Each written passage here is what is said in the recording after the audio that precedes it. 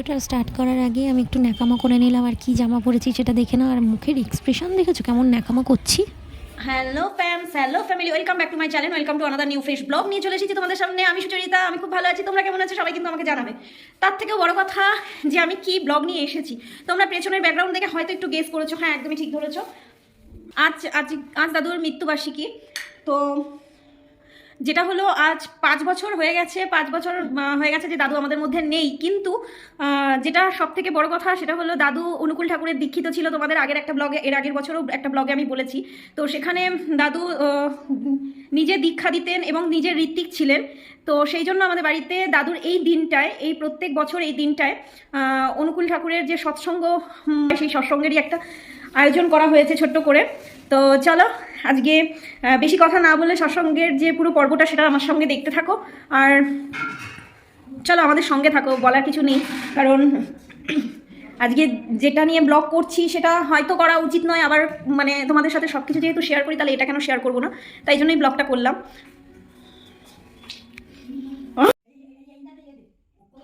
দেখতেই পাচ্ছ সবাই এখানে, যে আমার এখানে জেঠু, ভাই, ঠাম্মা, তারপরে মা, সবাই মিলে এখানে এই ব্যাকগ্রাউন্ড, মানে তোমরা যে ব্যাকগ্রাউন্ডে দেখছো সেটা পুরো টোটালটাই তারাই সাজিয়েছে।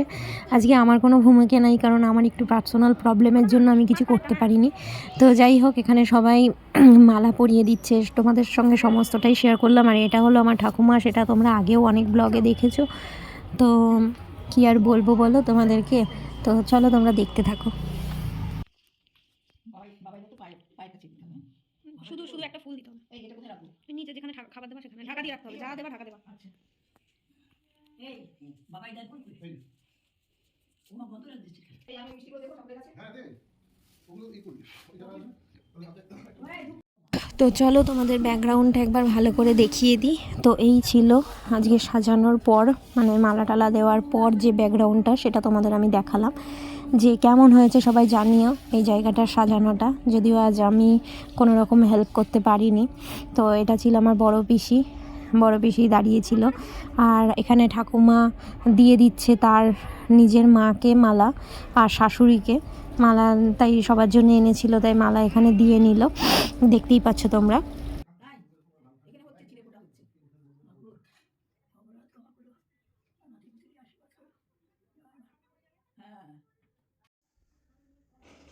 তো এবার আমার বাবা স্নান টান করে সমস্ত কিছু নিয়ে চলে যাচ্ছে দাদুর ওখানে একটুখানি মিষ্টি, জল মিষ্টি, মালা আর ধূপ দেওয়ার জন্য। তো যাই হোক, আজকের দিনে এরকমভাবে ব্লগ করতে হচ্ছে, আমার নিজেরও খারাপ লাগছে। অনেকে বলবে নাটক করছো নাকি। হ্যাঁ, নাটক ঠিক নয়, অ্যাকচুয়ালি তোমাদের সাথে তো সব কিছু শেয়ার করি, তাহলে কেন শেয়ার করবো না। আর ব্লগ, ইউটিউব মানেই তো, আর সোশ্যাল মিডিয়া মানেই তো মানুষ মানে যা করে তাই শেয়ার করে। তো সেরকমই দেখেছি বা শুনেছি, সেজন্য আমার এটা মানে শেয়ার করা, তাই তোমাদের সাথে এই ছোট্ট মিনি ব্লগটা শেয়ার করছি। তো যাই হোক, এখানেই দেখতে পাচ্ছ যে সবাই মিলে গোছানো হচ্ছে, আর আমিও নিজেকে নিয়ে একটু ব্লগের মধ্যে নিজেকে নেব না, এটা তো হতে পারে না, তাই নিজেকে নিয়ে নিচ্ছি। তো এখানে অনেক রকম নিয়ম আছে, কি সব মিষ্টি টিষ্টি ঢাকা দিয়ে রাখতে হয়, তো সেগুলোই করছে, আবার আমিও দেখিয়ে দিচ্ছিলাম একটু। তো যাই হোক, তো দেখতে থাকো। এরপরে হবে হলো সৎসঙ্গ, তারপরে কীর্তন কিছু টুকটাক জিনিস হবে। তো সেগুলোও তোমরা দেখতে পাবে পর। এই যে দেখতেই পাচ্ছ চলে এসেছে। এবার তোমরা একটু এনজয় করো, ততক্ষণ একটু শুনে নাও যে কি হচ্ছে না হচ্ছে। আমিও আসছি।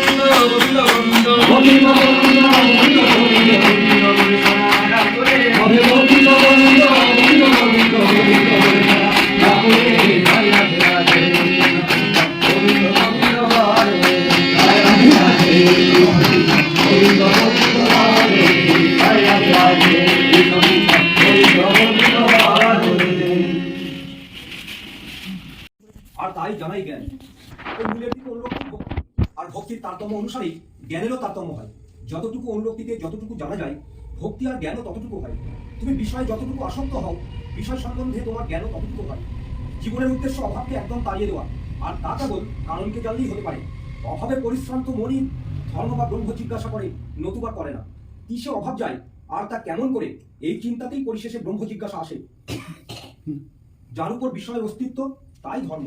যতক্ষণ তা জানা যায় নাই ততক্ষণ বিষয়কে ঠিক ঠিক জানা হয় নাই। শান্তি পরম প্রেমায় শ্রী ঠাকুর অর্জুনচন্দ্রের নারী নীতি গ্রন্থের কিছু অংশ পাঠ করে শোনাচ্ছি। মেয়ে আমার, তোমার সেবা, তোমার চলা, তোমার চিন্তা, তোমার বলা পুরুষ জনসাধারণের ভিতর যেন এমন একটা ভাবের সৃষ্টি করে যাতে তারা অবনত মস্তক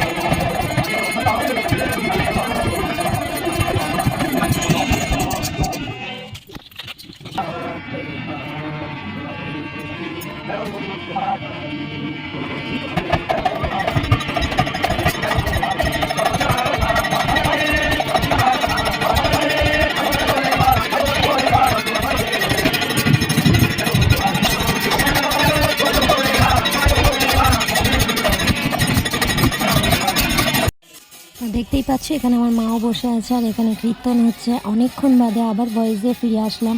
তো যাই হোক, এখানে তোমরা এনজয় করো, শেষে লাস্টে গিয়ে কথা বলবো। আর তোমরা খুব স্পিডে আমি দিয়ে দিয়েছি, কারণ কিছু করার নেই, না হলে 2 ঘন্টা 1.5 ঘন্টার ভিডিও হয়ে যেত। তাই তোমাদের এটাকে কমানোর জন্য আমি স্পিড বাড়িয়ে দিয়েছি, সবাই সেটা বুঝতেই পারছো। তো যাই হোক, তোমরা দেখতে থাকো পরে কি হয়।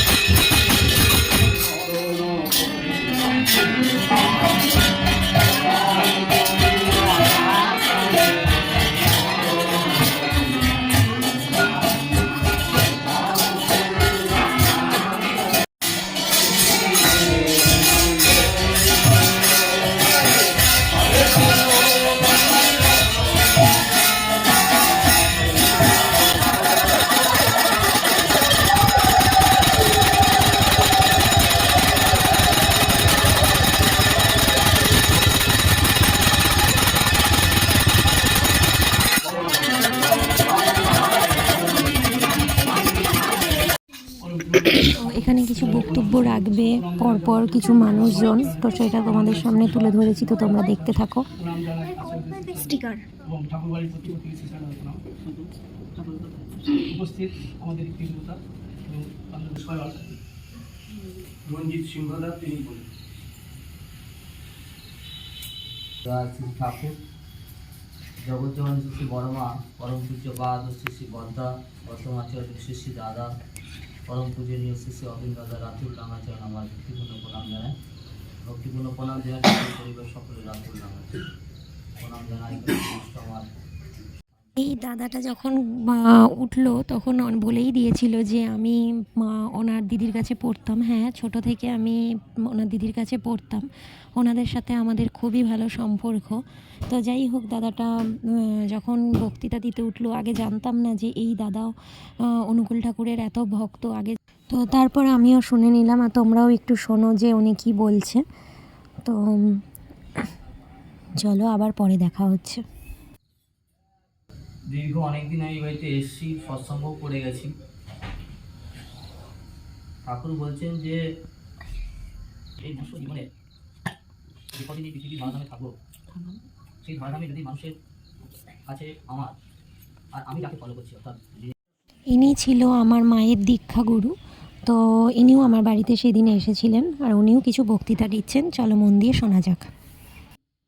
তখন থেকে আমি শ্রদ্ধেয় অধীরদাকে আমি দেখতাম, এবং অধীরদার সঙ্গে আমাদের শ্রদ্ধেয় স্বর্গীয় হিরণময় ভট্টাচার্য, যাকে আমরা হিরণদা বলে ডাকতাম, লাইব্রেরিয়ান ছিলেন, ওনার সঙ্গে একটা খুব গাঁটছড়া ছিল।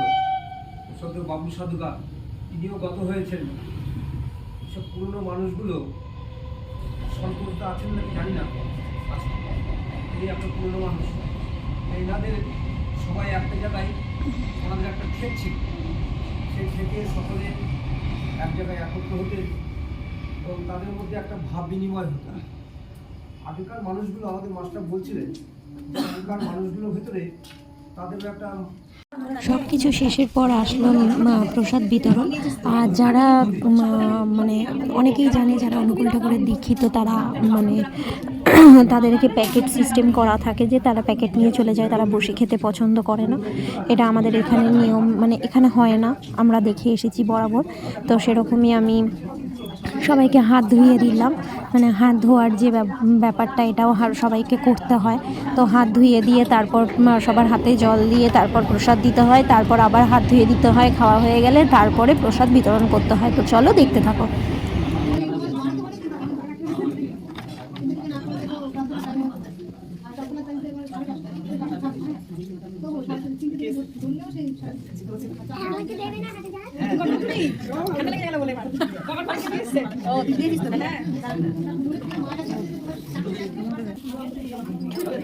অন্ধকার হচ্ছে,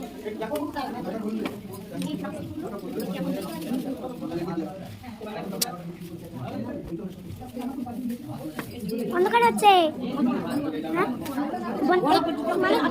দিব পরে গেছি একদমই এটা রাখো আমি ধরবো মানে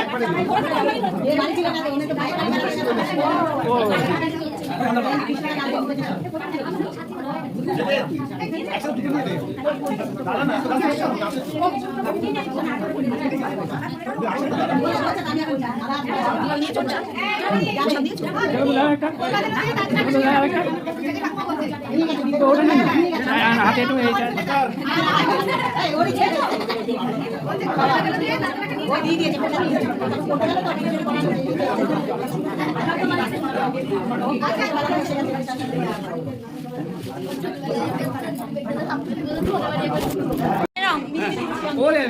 এমনি তো আসো না থ্যাংক ইউ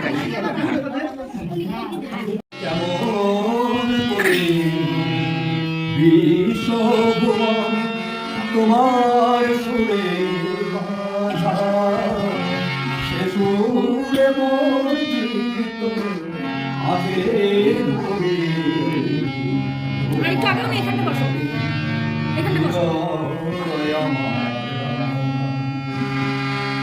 রূপে তোমার মুগ্ধ আখি তারা, রসে তোমার আকাশ বাতাস ভরা, রূপে তোমার মুগ্ধ আখি তারা, রসে তোমার আকাশ বাতাস ভরা, বন্ধে তোমার হিরোহিত ধরা, বন্ধে তোমার হিরোহিত ধরা, পরশে মোর তনু ধরে তোমার নামে হৃদয় আমার, তোমায় বিদায় দেব কেমন করে বিশ্বভুবন তোমার সুরে বাঁধা, সে সুরে বঞ্চিত আছে ভরে তোমার হৃদয়, তোমার লাগি দিবানিশি দাদা, তুমি যে মন সকল আমার পাওয়া, তোমার লাগি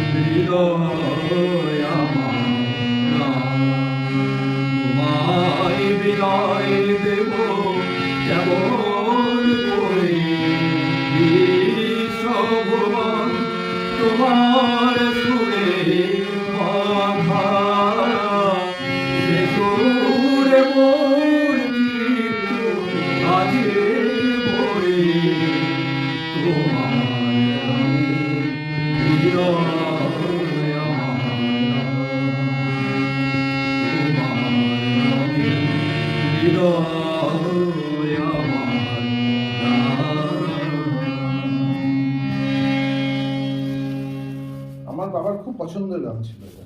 এটা শ্রী শ্রী বর্দা তোমাদের যে স্ক্রিনশটটা দিয়েছি আজ থেকে 4 বছর আগে দাদুকে হারানোর পর যে শ্রাদ্ধ শান্তি হয়েছিল, তখন এই এই ফটোগুলো তোলা হয়েছিল।